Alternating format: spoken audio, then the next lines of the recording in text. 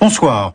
Je voudrais aujourd'hui vous proposer de regarder les frontières marocaines qui sont souvent en litige. Frontières avec l'ancien colonisateur, frontières avec l'Europe, frontières avec le Sahara.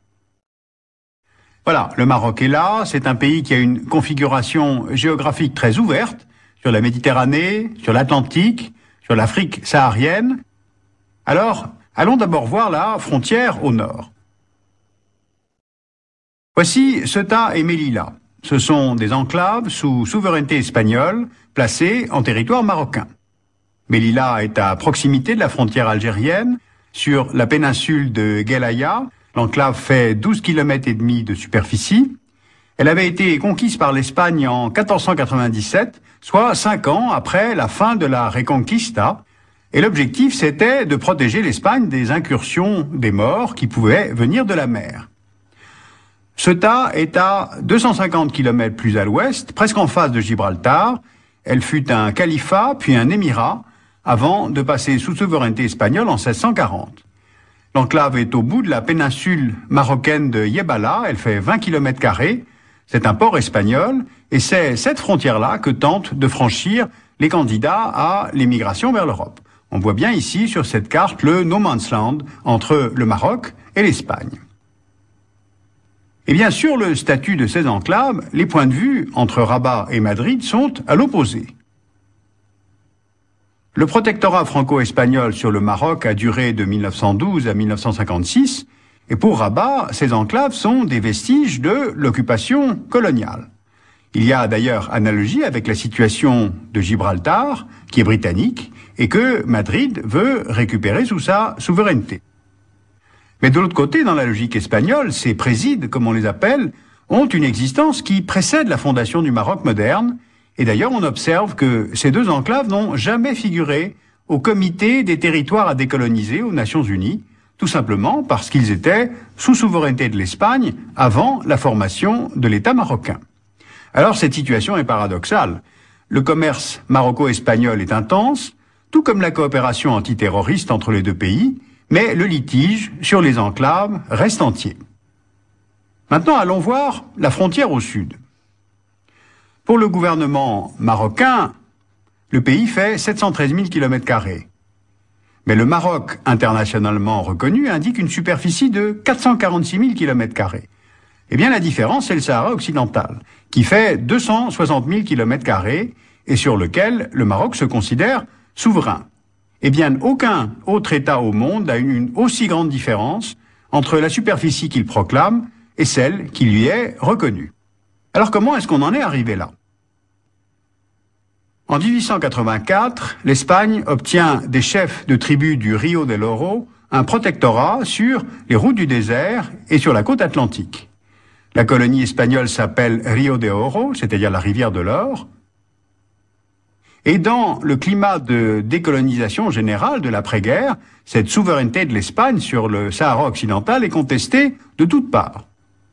Par les Bédouins qui habitent le Sahara occidental, par la Mauritanie voisine qui estime que le Sahara occidental est peuplé de tribus nomades de même origine ethnique que les Mauritaniens, et par le royaume du Maroc qui estime que son territoire est un État non reconnu dans ses droits historiques, des droits que vous voyez représentés sur cette carte d'un grand Maroc. Car historiquement, les sources de richesse du pays, notamment l'or, sont toujours venues du sud. Les caravanes partaient des mines d'or situées entre la boucle du Niger et le fleuve Sénégal, puis transitaient par le Maroc. D'où une certaine propension à vouloir contrôler ces axes de commerce entre le continent africain et la Méditerranée. La première prise de contrôle de cette route date de la dynastie almoravide au XIe siècle. L'empire almoravide fut l'un de ces grands empires musulmans à cheval sur les deux rives de la Méditerranée. Il s'étendait sur une grande partie du Sahara au sud et jusqu'aux 2/3 de la péninsule ibérique au nord. Eh bien, c'est sur cette vision historique que le Maroc, au départ de l'Espagne, veut annexer le Sahara occidental. Mais il y a aussi les richesses minières.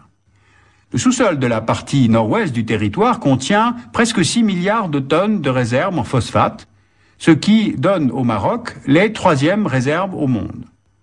Le phosphate, cela sert à l'industrie chimique pour les engrais ou les lessives, et il y a là, en plus, des mines de cuivre, de fer et des côtes atlantiques parmi les plus poissonneuses au monde, d'où l'intérêt économique de ce territoire. Sauf que le Maroc semble avoir comme oublié qu'il y avait des habitants au Sahara occidental. Alors qui sont-ils, ces Sahraouis? Les Sahraouis sont des nomades d'origine berbère, d'origine arabe et d'origine africaine. Ils sont appelés fils des nuages car ils cherchent la pluie pour fournir des pâturages pour leurs chèvres et leurs chameaux. Ils se répartissent en 3 grands groupes tribaux, les Regibat, les Ouled Delim et les Ouled Bousba. Les Sahraouis avaient revendiqué leur autonomie politique auprès du colonisateur espagnol et ils vont maintenant se retourner vers les nouveaux occupants en créant le Front Polisario, c'est-à-dire le Front populaire de libération du Sagui El Amra et du Rio del Oro. Lorsque l'armée marocaine investit le Sahara occidental au départ des Espagnols, le Front Polisario se lance dans une guérilla. Le front est soutenu par l'Algérie, qui accueille à Tindouf les militants sahraouis et les nomades qui fuient la guerre. Le Polisario proclame en 1976 l'existence de la République arabe du Sahara démocratique, qui est reconnue par 73 États, et l'ONU condamne l'occupation marocaine et se prononce pour l'autodétermination du Sahara occidental. À partir de là, on peut comprendre l'évolution de ce conflit en le découpant en 3 phases. Pour empêcher les raids conduits par le Polisario, l'armée marocaine construit un mur de sable renforcé par des champs de mines. Une deuxième phase va permettre de passer aux négociations.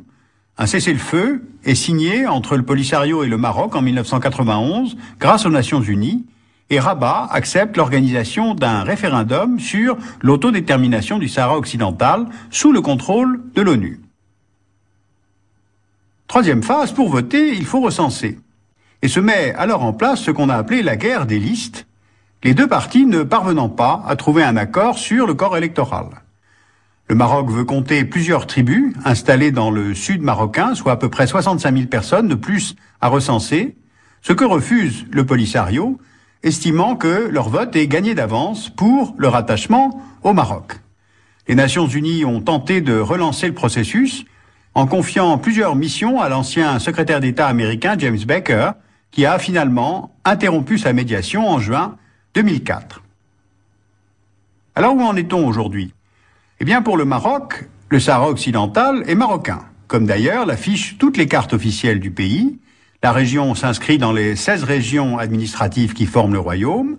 Le Maroc a déjà investi à peu près 3 milliards de dollars sur presque 30 ans pour aménager des logements, des infrastructures dans cette nouvelle province.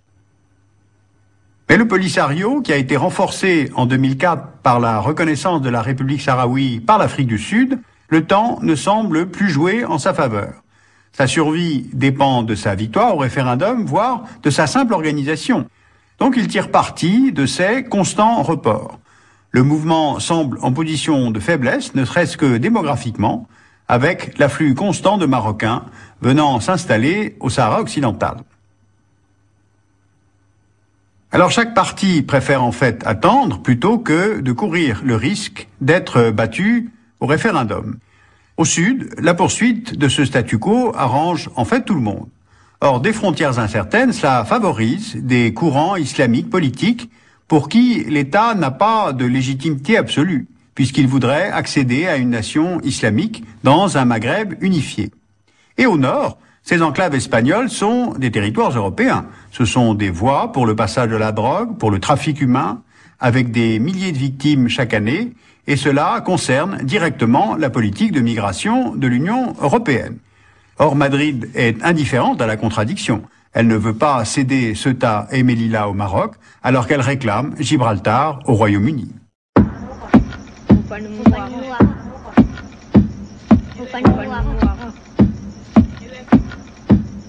Pour approfondir cette question, vous pouvez lire les études de la documentation française, la revue Afrique du Nord Moyen-Orient, où il y a tout un article sur le Maroc stable ou immobile. On se pose la question.